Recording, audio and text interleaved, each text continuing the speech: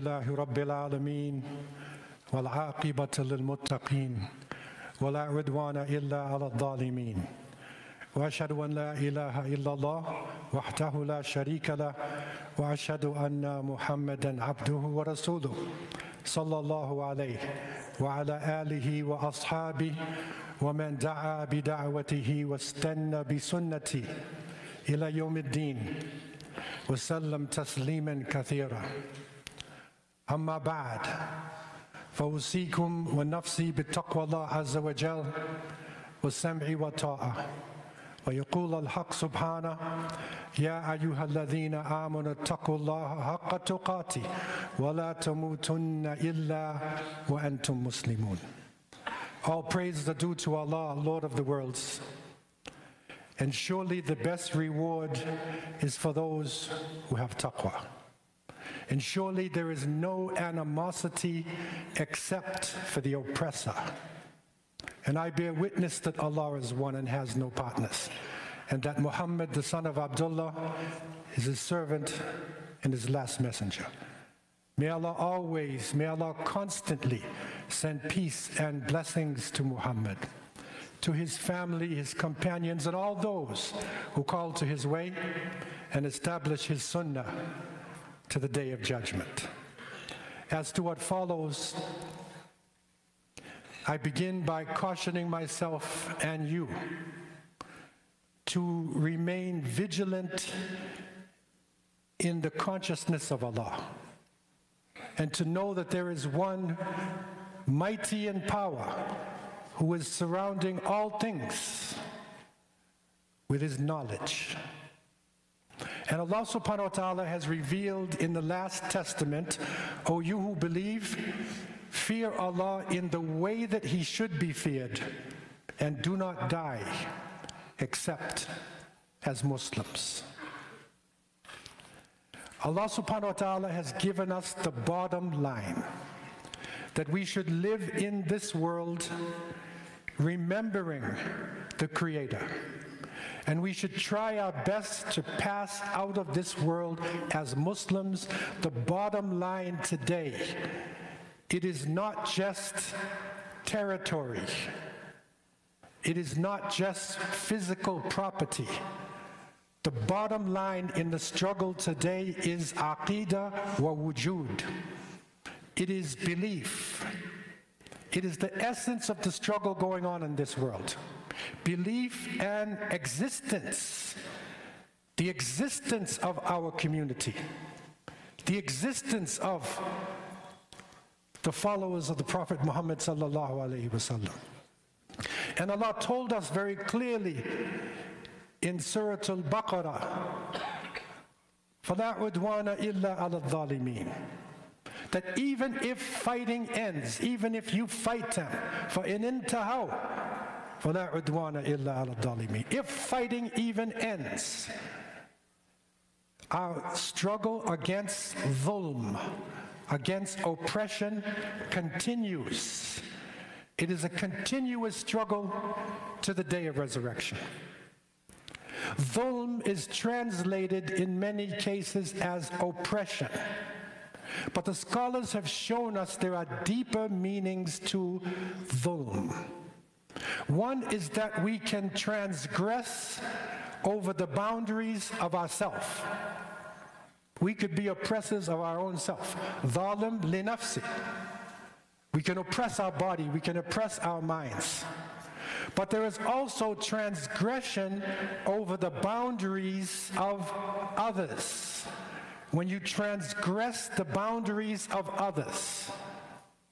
Also, when you transgress or when you claim something which does not belong to you, that is a form of dhulm. And finally, one of the root definitions is not only to claim what does not belong to you, but to deny the claims of others. This is also a form of oppression. We have to teach our children. We have to teach our community. We have to make it clear, even to non-Muslims, those who are ignorant, of what is happening in the world, ignorant of history. History is crucial for us. Our experiences before inform what we are doing today. And when we look at the land of Palestine, when we look at this land, never forget that in 1917, 99% of Palestine was controlled by the Palestinian people. 99% was Palestinian territory. But with the World War I and World War II happening, by 1946, 90% was Palestinian, and 10% was occupied. And then, after 1948, in 1949, Israel, the illegal state, occupying state of Israel, controlled 77%. It changed because of the war. And by 1967, the occupiers took over the land completely, so that anybody who lived within that territory was an occupied people. We have to teach our children reality, not just what comes on the television or the internet or on the papers, reality on the ground. October 7th changed the course of history. And now the move is being made by the occupying powers. Remember your history. In 1917, 99% was Palestinian territory. But now their move is total genocide, to completely wipe out the people who are living within those lands and to drive them out of their own territory. The present situation, there are over 25,000 people died. It's not just 18. If you include the people under the rubble, over 25,000 people have been killed, 2/3 of them women and children. Over 60 to 70% of the housing units have been destroyed by the day the house is being destroyed. Hospitals are destroyed. Power stations are being destroyed. Water systems are being destroyed. It is a complete destruction that is happening in front of the eyes of the world. And for those who attended the environmental meeting in the Emirates, the COP24 environmental meeting, they should never forget that what is happening in Palestine is an environmental genocide. It's a genocide of the environment as well, which will have an impact not only on the Middle East, but on the rest of the world. The water is polluted. White phosphorus is being thrown down upon the people. Disease is now spreading. The systems of life are being destroyed. And so the intention is clear. The complete destruction of a land, the complete destruction of a people, and to drive them into the desert. But what we have to realize, there's something else happening at the same time. It is not only a physical destruction and genocide, it is a cultural. It is the culture of the people. As we saw in the Bosnian conflict, when Bosnian people were being exterminated by the Serbians. And it was so strange to see that the Serbians were attacking schools, museums, historical sites. And we asked, why would they do this? And the answer was, if you destroy the history of a people, you will destroy their memory. They will not understand who they are. And if you can do that, then you will have a permanent slave. Because if the mind is enslaved, even if the body is so-called free, you're still a slave. And so a cultural genocide is happening in front of our eyes. Teach our children, show to the world.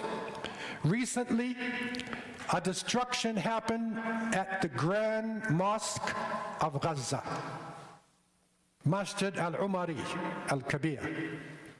This masjid is one of the important historical sites for the Muslim world, not just Palestinian people. It was built in ancient times, originally by the Palestinian people called Philistines. It was a pagan temple for the goddess of fertility. In the 5th century, when the Romans took over, they changed the pagan temple into a church. And that continued until the Muslims then opened up the territory, and that church was transformed into a masjid. And it was under the rule of Sayyidina Umar ibn Khattab radiallahu anhu. That's why it is called al-Masjid al-Umari. And so that masjid continued, and it was built up by the Muslims. It was a trust, not just of Palestinian people, but it was waqf. It was a trust for all of the Muslims. Ibn Battuta, rahimahullah, the famous Muslim traveler, when he visited Gaza in the 10th century, and he writes about this in his history book, he said, Masjid al-Umar, beautiful masjid. It has 38 columns. It is a beautiful historical structure. But that minaret, in 1033, the minaret was destroyed by an earthquake, but it was rebuilt. Keep this in your mind. It was destroyed, but the Muslims rebuilt it. The Crusaders then came, and the Crusaders took over the building, and they turned it into a church. They turned it into a church. The same as what happened with Masjid al-Aqsa. You have to realize history is repeating itself. The Crusaders took over Masjid al-Aqsa in Jerusalem, and they turned it into a barn. They turned it to a place for their pigs, for their horses. 88 years they controlled it. But Muslims rose back up. We were resilient. Our ummah is resilient. It's like a giant that takes time to stand. But when the giant stands, it finishes its opposition. And so in 1187, the Ayyubid family of Salahuddin, Sultan Salahuddin al-Ayyubi rahimahullah, they took it back from the Christians and they rebuilt it again. So the masjid is taken over, being rebuilt. The Mamluk dynasty in the 13th century, they rebuilt it as well, but the Mongols came. The Mongols came in 1260, the Mongols came and they destroyed the masjid until there was nothing left but rubble. Nothing but rubble. Muslims stood up. And Saifuddin Qutuz rahimahullah of the Mamluks, who are not Arabic-speaking people, they are Mamluks, mercenary soldiers from Central Asia. They took over. They defeated the Mongols and they rebuilt it again. So every time they tried to destroy it, it was rebuilt. And the Ottomans came, the Ottoman Turks, and they restored it and built it again. But in World War I, in the 20th century, the British destroyed part of the masjid with their bombs. But in 1925, the Supreme Muslim Council restored the masjid again. And so it stood until December 3rd, 2023, when it was totally destroyed again. So the cycle happens. Inside that masjid were old copies of the Quran, old mushafs, historical books, historical artifacts. So when you destroy a structure like this, you are destroying the memory of the people, or you are trying to destroy the memory of the people. But we have to recognize what is happening.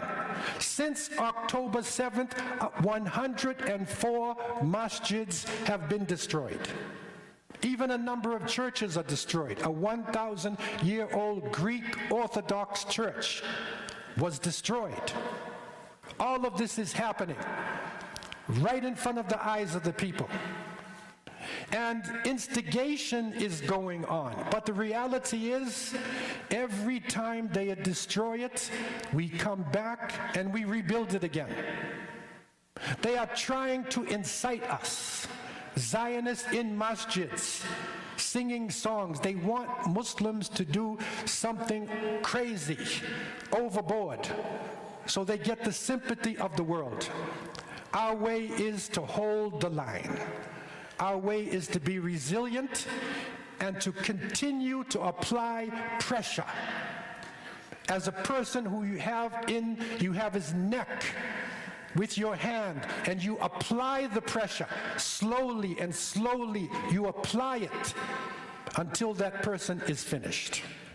And so our pressure needs to continue. Every single person, in the prayers that we make, in the actions that we make, even here in Canada, our demonstrations have had an effect. The petitions have had an effect. And we need to support our groups like NCCM, those groups that are out front, that are defending the Muslims. Sign the petitions, boycott, even if it means not drinking certain cups of coffee. Change your lifestyle and realize we don't have to be consumers based upon a false capitalistic system. But we need to continue and realize what Allah has told us. يُرِيدُونَ لِيُطْفِئُوا نُورَ اللَّهِ بِأَفْوَاهِهِمْ وَاللَّهُ مُتِمُّ نُورِهِ وَلَوْ كَرِهَ الْكَافِرُونَ. They want to put out the light of Allah with their mouths, but Allah will complete His light, even if the disbelievers despise it. So teach our children, never forget the suffering, never forget the humiliation, never forget the oppression that is going on, and teach our children also that we are coming back. We have continued to come back, and we will not be defeated except by the permission of Allah. And Allah has told us through His Prophet sallallahu alayhi wa sallam, وَلَا تَزَالُ طَائِفَةٌ مِّنْ أُمَّتِي عَلَى الْحَقِّ ظَاهِرِينَ لَا يَضُرُّهُمْ مَنْ خَالَفَهُمْ حَتَّى يَأْتِيَ أَمْرُ اللَّهِ. That there will continue to be a group from this ummah, ta'ifatun mansura, zahirina.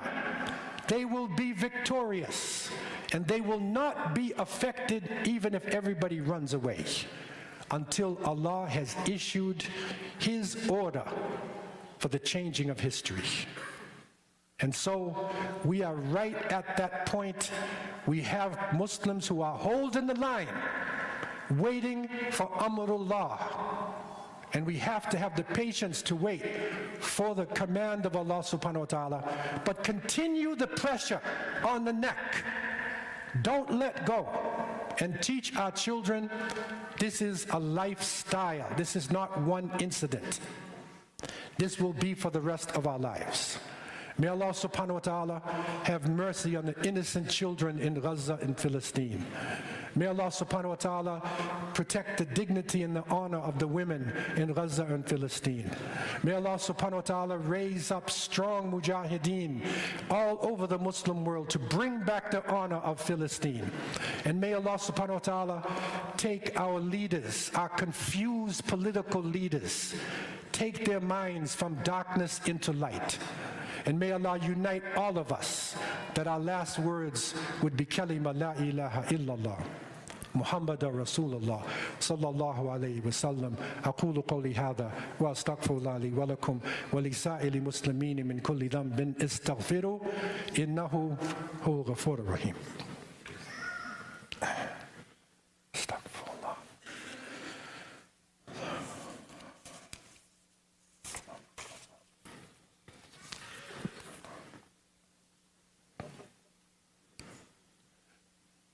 الحمد لله الواحد الأحد الفرد الصمد الذي لم يلد ولم يولد ولم يكن له كفوا أحد. وأصلي وأسلم على سيد الأولين والآخرين نبينا محمد وعلى آله وأصحابه أجمعين وبعد. يا عباد الله اتقوا الله حيثما كنتم ويقول الحق سبحانه مخبرا وآمرا إن الله وملائكته يصلون على النبي يا أيها الذين آمنوا صلوا عليه وسلموا تسليما. اللهم صل وسلم على عبدك ورسولك محمد وعلى آله وأصحابه أجمعين. وارض الله عن الخلفاء الراشدين أبو بكر عمر عثمان وعلي وأنا برحمتك يا أرحم الراحمين. الحمد لله الذي هدانا لهذا وما كنا لنهتدي لولا أن هدانا الله. ربنا لا تزغ قلوبنا بعد إذ هديتنا وهب لنا من لدنك رحمة إنك أنت الوهاب. اللهم ألف بين قلوبنا واصلح ذات بيننا واهدنا سبل السلام ونجنا من الظلمات إلى النور وجنبنا الفواحش ما ظهر منها وما بطن وبارك لنا في أسماعنا وأبصارنا وقلوبنا وأزواجنا وذرياتنا وتب علينا إنك أنت التواب الرحيم. اللهم أعز الإسلام والمسلمين. اللهم أعز الإسلام والمسلمين. اللهم أعز الإسلام والمسلمين وذل الشرك والمشركين ودمر أعداء الدين وانصر عبادك يا رب العالمين. اللهم انصر إخواننا المرابطين في فلسطين وفي كل مكان يا أرحم الراحمين. اللهم من أرادنا بسوء فاشغله في نفسه واجعل كيده في نحري واجعل تدبيره تدميره برحمتك يا ذا الجلال والإكرام. اللهم منزل الكتاب سريع الحساب مجري السحاب هازم الأحزاب اهزمهم اهزمهم اهزمهم وزلزلهم وانصرنا عليهم يا أرحم الراحمين. اللهم لا تدع لنا ذنبا إلا غفرته ولا هما إلا فرجته ولا دينا إلا قضيته ولا مريدا إلا شفيته ولا ميتا إلا رحمته ولا حاجة من حوائج الدنيا إلا قضيتها يا أرحم الراحمين. لا إله إلا أنت سبحانك إنا كنا من الظالمين. قوموا إلى صلاتكم يرحمكم الله.